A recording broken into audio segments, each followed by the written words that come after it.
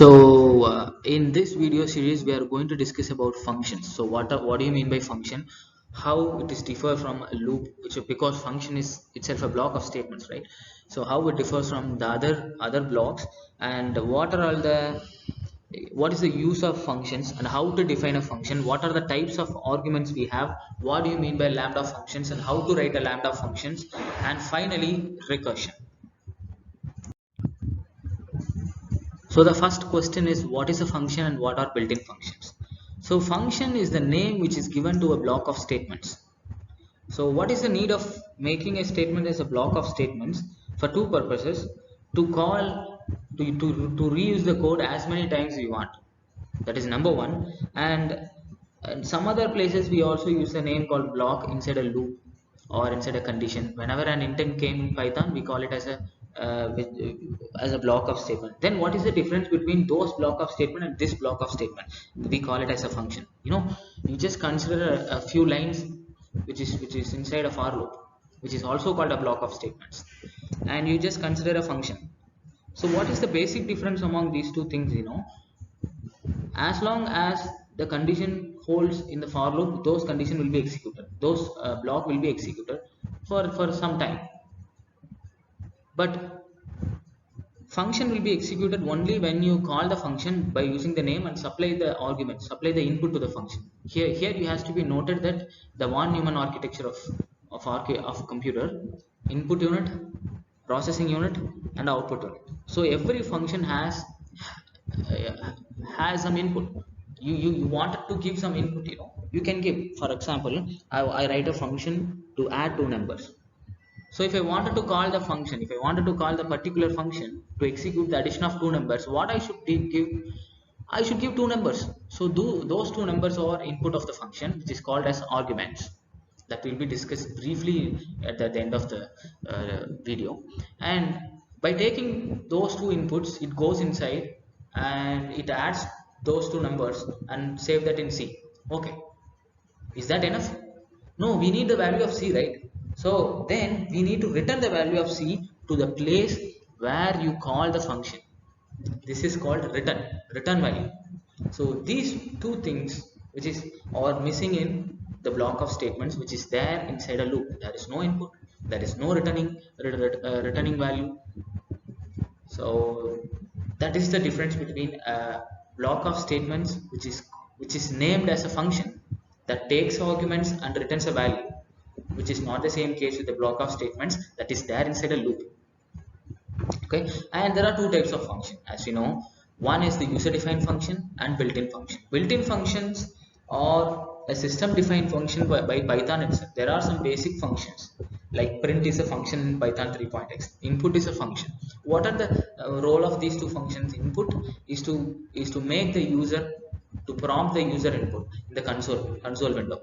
And what is the use of print function? Print used to display the output on the standard device, which is your monitor, which is your display, right? So for doing some predefined tasks, we have designed some functions and we just attach the functions along with the compiler itself. Those are called as system defined functions for doing some common tasks, right? Okay, so that includes example input and print. Range is a function, length, type, sort. Okay, these are the functions. There are several other functions associated with Python also. You just go through and see what are the functions which are system defined functions or built-in functions which are available in the current version of Python that you can see in python.org. Now you can see what are the use of functions. So what is the use of functions? Why should we need to use of functions? As see, whenever we are about to solve a problem, it is always good to break the problems into several subdivisions, into several subtasks or sub problems, then try to address those subtasks and put it together, and you get the answer for the entire problem. And this strategy is called divide and conquer strategy, and the functions arise out of this strategy only. So you just open the code and dump all the lines in the same script. That is not advisable. Of course you will get the output there also, there is no big deal in it, but there are two things will be missed out there. One thing is that readability and understandability of the program. So it is very hard to read and understand the program, your script, if you dump all the lines onto a same function, onto a same function. It is very very hard. Again, another two aspect is that reusability and debugging. See, if I wanted to read 2 marks and add 2 marks and to find the average of 2 marks for 100 peoples, what you will write? You will write two input functions and codes that is required to find average, say 2 lines, and display 1 line, these 5 lines for 100 times, no? So that doesn't make any sense, right? So we wanted to do a same task and again for different kind of inputs. For this you just make the particular block as a function and you just call the function. So that is that in that way there is a significant reduce in the size of the code. It 99 times you are reducing. We write the code only one time and calling the function 100 times. This is different, and writing those 5 lines 100 times, this is different. So your size of the code also matters. And again, debugging. So if something happens in between, that is undesirable, and how do you debug if you put all those lines inside the same script? It is very very difficult to debug. And for syntax errors and semantic errors, Python interpreter does wonders for you. That is okay, no problem. Then what do you do with logical errors? So for addressing logical error, you have to go on from the line number 1. You have to look out the control flow, and you have to look out the data flow, whether everything has been fit, whether you have written your conditions right, whether you terminated your loops, or these are the kinds of things that takes you have to walk through your code again and again. So this is not a good way to put up all those lines in the same script. Instead of that, you break that into subtasks and convert every subtask into functions and call the functions and make it done. So that is a good practice of how to approach a problem in terms of functional oriented programming or procedural oriented programming. That's all. And how to define a function in Python. So Python definition starts in Python. The function definition starts with the keyword def. Def means definition, the short name of definition, def. And the def is followed by the name of the function and the parenthesis. After parenthesis, you have to use a colon. So the colon has to be used in 2 more places. Whenever you are defining something, you have to end up with colon. Whenever you are using a condition, whenever you are checking a condition, you are making a decision, right, whether true or false, there you must use colon, like if statements and else if statements and else. And whenever there is a loop, you have to end up with the colon. So you have to remember these 3 places in a statement where you define a function, where you have a condition, and inside, designing a loop. You're defining a loop, right? And inside the parenthesis, you can have arguments, which I said, the input of the function. Some functions doesn't require any input. If I wanted to display hi, as you seen in the example, I don't require any kind of information input from the user to do that task. So giving input and returning value from a function is not mandate. Okay, these are the additional features. If you wanted to use, you can use, but still it is always good practice. If I wanted to write, I wanted to display the result, you just try to keep it as another function, like as here, and call the function instead of simply displaying output in the same function where you are computing the result. That is not good enough. You don't do that inside the same scope. Instead of that, you just throw the result out of the scope from the function and make it displayed as another function. That how it looks beautiful. And to sum up, you have to take care of 2 things. You have to end up the definition with colon, because we will not use semicolon in C or Java whenever we are defining a function. So this is something new, and you have to make sure that the block inside a function is indented. You can see the D and P of the example inside the box. There is an indented block, so whatever that comes that is follows in the same indent, that will be considered as a block of the function. So if you go again one left space which is in line with D, which means that you are going out of the function. So we don't have any set bracket here, so you have to make sure that all your block of statement has to follow in the same indent. Okay, fine. So in this part we are going to discuss about arguments which means the input of the function. You can straight away go to the example. There is a screen called, we have defined a function called my function with one parameter os underscore name. Okay, this is the name of the parameter I'm using, and inside the function I'm defining the function that I just simply display whatever I have sent as an input. Okay, now coming to the 3 4 5 third statement, fourth statement, and fifth statement, and I call the function by using the function name, and inside the parenthesis I send the input. Because if I wanted to call the function my function, you should send an input, because in the definition itself you said it takes an input, and that input will be assigned to OS name, and that will be displayed inside the function, right? So if you want to call the function my name to do some my function to do something, you need to supply the input and then only you should call, right? So here I supplied three different strings: window, Unix, and Linux. You can see what is happening in the output screen. It simply displays the name because the print statement is there in the definition.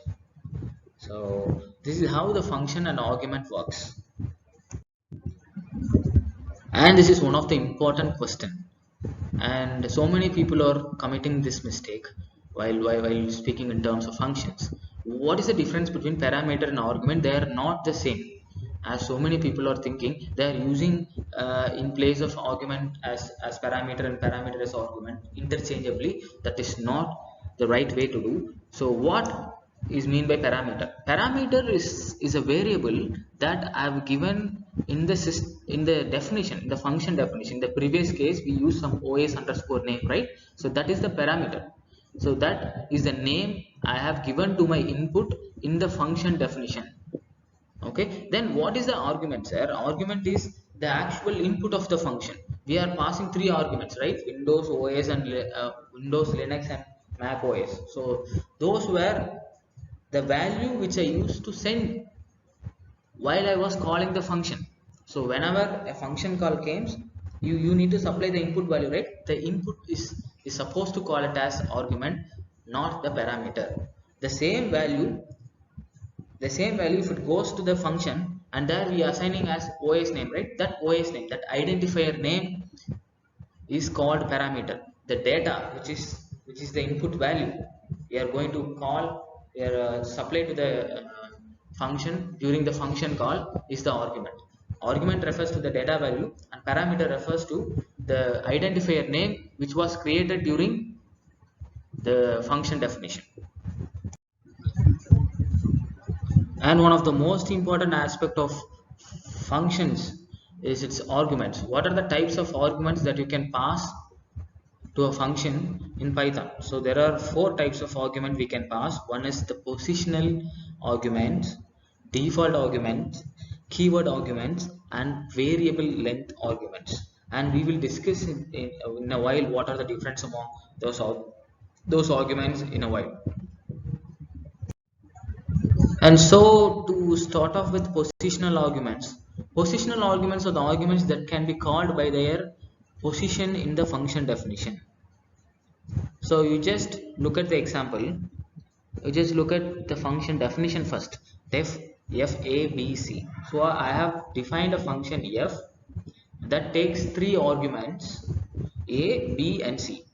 And in the definition I just simply print those three values. That's all.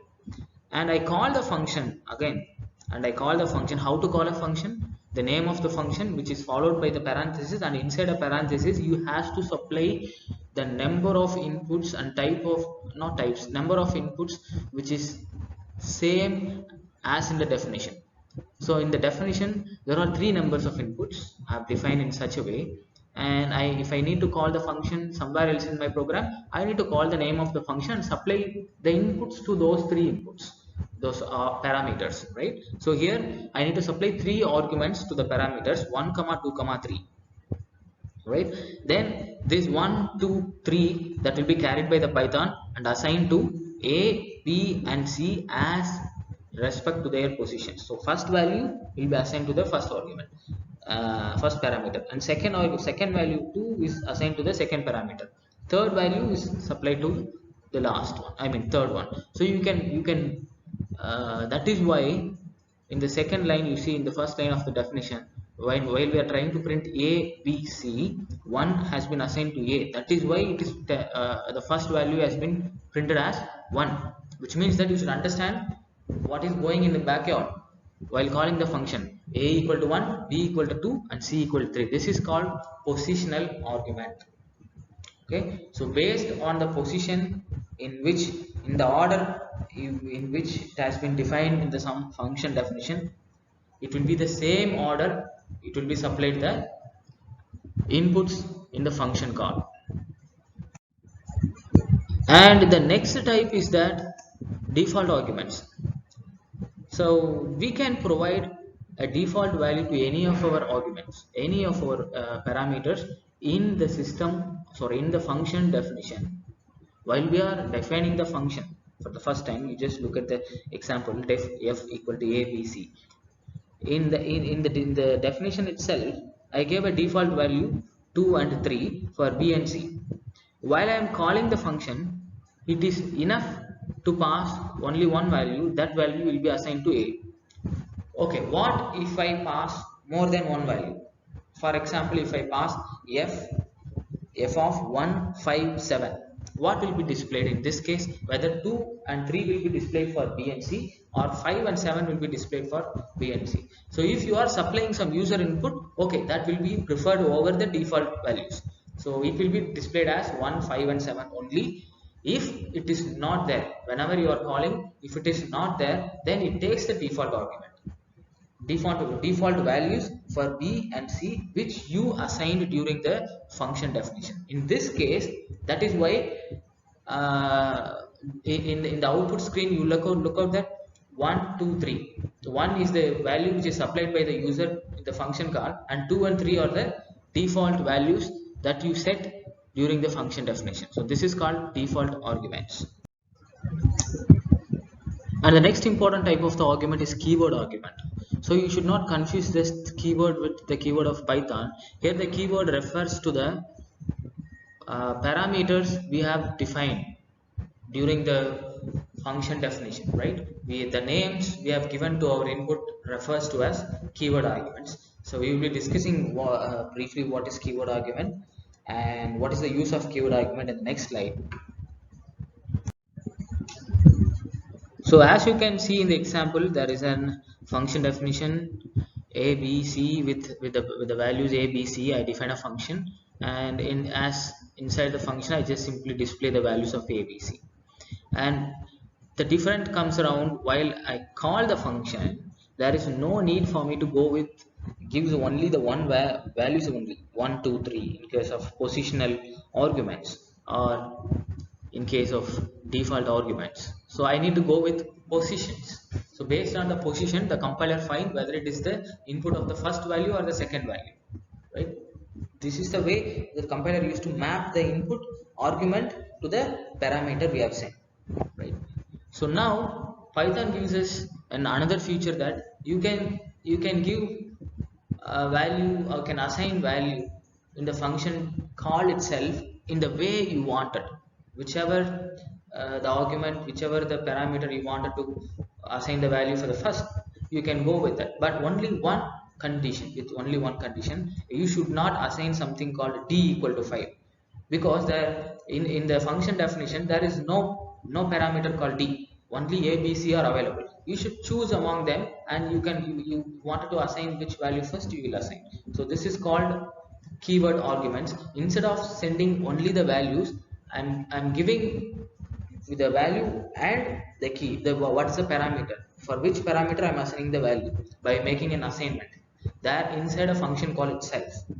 Okay, so it has to be noted that during the function call we are not using any colon, just simply end the parenthesis, that's all, because we have a habit of using semicolon in the function call in Java and C, C++ and all the previous languages, right? So that has to be noted. In Python we are not using colon during function call, we are using the colon only during function definition, that's all. And variable length arguments in Python. So this is very interesting argument. It's a type of argument which is supported in Python.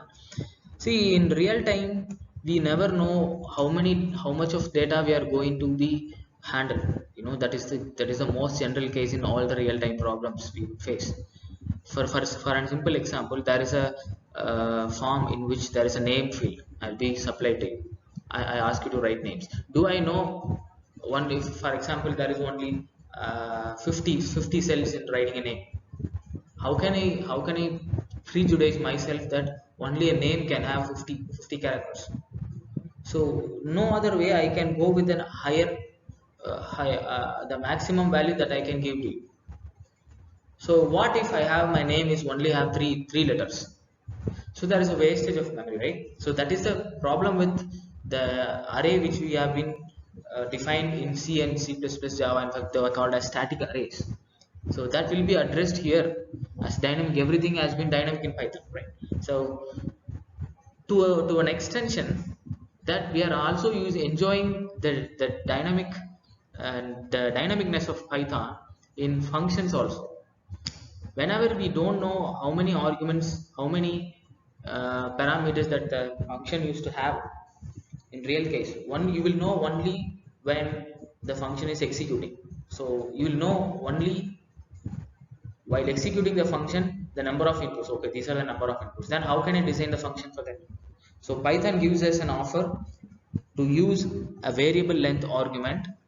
By using the variable length arguments, if I declare a variable length argument as a parameter in the function definition, it takes as many arguments in the runtime and it doesn't raises any error.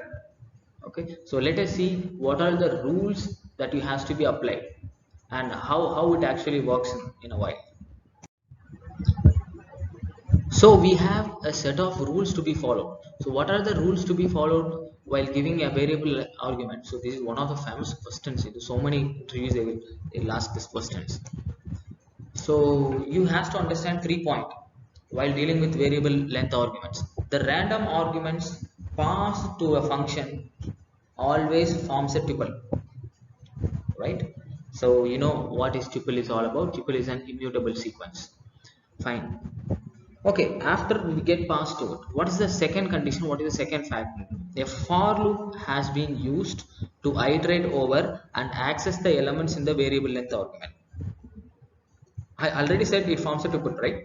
So if you wanted to display anything inside a tuple, the only way is either you can go with the index or you can go with the for loop. So this for loop goes and checks, it takes every argument, every data item from the tuple and will be displayed. Okay, if you wanted to display, it will display, or you wanted to fetch and do something else, you can do only by using for loop. And the third important rule is that whenever you are designing a function, so you know 2 arguments. Okay, these are the argument. You know 3 inputs. Okay, first input is that A, second input is B, third input you don't know what are the types of inputs, how many arguments will come thereafter. Only you know only 2, A and B. Okay, for the third input you should go with variable length argument. So if you are supposed to use variable length argument, it should be at the end of the argument list. It should not be in the middle, or you should not start off with variable length argument. So that is one of the important rule to be followed. Let us see how we should implement this in an example. And here is the example. You can see in the function definition itself. My function is the name of the function. There I use variable length argument. Variable length argument always starts with star arg argument p, argp. Okay, this is the word that the name we have assigned for variable length arguments in Python. So inside there is a for loop. As we said, if you wanted to access those variable length arguments, you can access only through for loops. So already two rules has been followed. That has been the last in the parameter list. In this case, we are dealing with only one parameter, so there is no problem. If it is 2 or 3 parameters, that the actual parameter has to be followed before. Okay, a comma b comma star a r g b. That is the way you should write. Oh, the first rule, and second rule is that we are using for loop. And you just now you can see fifth line, the function call. I am calling with the name of the function, and there you can see how many arguments I am passing. Let us study data science and blockchain. So there are 6 arguments I am passing, 6 string arguments I am passing, and that will be displayed. And you can see in the output screen, every parameter or every argument will be treated as a different data item inside a tuple, so that it is displayed like in every single line, as it displays a value of a tuple, right? So what is the difference between a scope and a lifetime? Are they same or different? The answer to the question is they are not same, they are different. In terms of scope refers to the part of the program where your value is accessible. For example, a equal to 5, and how long the variable a is having the value 5, and which are the parts that you can access. Whenever you are access a, it will give the value 5. So this is called scope. And lifetime is something that how long the variable stays in memory. Okay, how long a has been stored in memory. So this is the difference between a scope and a lifetime. So what is the difference between a global and local variable? Global variable is a variable which is commonly accessible to all the functions inside a program, which is one variable which is common to all the people who is inside the program, inside the script. So what is about local variable? Local variable is a variable that is defined inside any function. Okay, so that variable belongs to the function, so no one can, that is not shared to other peoples, that is the variable of the function. So whenever we speak about a local variable, the value which is retained by the local variable is accessible only inside the function. So you cannot access a local variable or a value of the local variable from outside the function normally. Okay, and again, the scope of the local variable is inside the function, and of course the lifetime is till the last block, till the last statement of the block of the function. So whenever we coming out of the scope of the function, and the value will be vanished, there won't be the same, you cannot get the same value once you come out of the function. So this is the difference between a local and a global variable. And this is one of the very important questions you can expect almost in all the Python interviews, is what is lambda function and what is its use. See, lambda function is also called as anonymous function. You know, Python gives us an offer to use a function which is unnamed. There is no name for the function. You just straight away look at the examples. Lambda functions are to some extent called as an inline function and one line function. So what is the use of inline function in C and Java? You know, instead of the function definition calling the function, they will replace the function call with the body of the function. And there is one rule in that. There is one thing that has to be noted to make the function inline, is that has to be right in one line.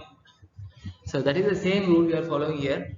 All the lambda function or anonymous function used to have only one line. Just go with the example there. Power equal to lambda x such that x into x into x. And then whenever I call the function, inside a print function, power of 3. I'm supplying the value 3 to power. So you see what is happening here, it takes the value of 3 and assign to x, and it will display the value 27, the cube of 3. And go with the second example, x equal to lambda a, such that here I'm assigning, okay, first I have to assign the result of the lambda function, the return value of the lambda function, to a variable. Then I can display the variable. That is what we are doing here. Okay, instead of calling the variable name, I am sending an input to the variable. That is what we are exactly following here. We are following, we are passing a number called 5 to x in the second example, and it takes x and is assigned to a equal to a plus 10, though it becomes 15, and which means that it is equivalent that x equal to 15, and print x, and now the 15 will be displayed. So in such case, we can also use many number of arguments. You just look at the last example, x equal to lambda a comma b comma c. There I do different things, see what is the value, what is the input I can give to x is 562, which will be assigned to the positional arguments. You should be remembering the positional arguments: 5 to a, b to 6, and c to 2. And here is another important question for lambda function. Lambda function does not have any name. Okay, so these are the properties of lambda functions. Lambda functions can take multiple arguments, as we see in ABC. Lambda functions can return only one value, that is the result of the expression that we have written inside. In first case, it is x star x and x plus 10 and x into a into b plus c. See, it only returns the value, one value, and it doesn't have any return statement, because it implicitly returns the value of the result which you have expressed in a lambda function. And lambda function must be one line functions. Okay, so but you should be noted that for an example, I'm telling it as an inline function, but it is nowhere equivalent to inline function in C and C++. But since it is out of the scope, we'll discuss in the future videos why it is lambda function is not equivalent to inline function, that you take and work out on it. And they cannot access variables other than those in the arguments. So you have to be very careful that what are the arguments you are giving while calling the functions, and that should be matched with the lambda definition also. Okay, you should not give more values or should not give lesser value. So this is very, very important. And more importantly, it cannot access global variables, because see, for an example, the last example, you go with ABC. You might have a global value for a, but even though you are having a global variable a, you should pass that while you are calling the lambda function. It itself cannot access to any global variables. That is very important. And lambda functions can be passed as arguments to other functions. That is how we are displaying it.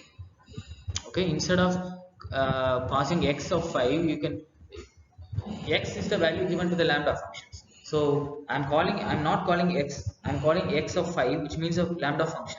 That is the input of the print function. Okay, so we can pass lambda function as an argument to any other functions. That is also possible. And lambda functions can also be placed inside any other function also, in a body of a regular function also. So you can place it anywhere you want. And the final question of the series is recursion. So what is recursion? If a function called by itself, we can call a function by itself, right? You put a function call inside the body of the function, it will call itself and does the same thing. So you can how can we stop the recursion? You can put a stop by checking a condition or constraint or inside a for loop. So you should not put, as such, you should not write a function call inside a function definition straight away, which means that it infinitely calls itself. So you should never do that. You should be very careful that placing a function call of the same function inside a body of the function means you have to he has to make sure that it has to terminate, so he has to set a condition. So until the condition is holds true, that will be displayed, that function will be called by itself. So that is so important. And for so many programs like factorial, Fibonacci, whenever you are doing a same process and again, you can also do by using a function recursion also. Okay. So that is all with function recursion.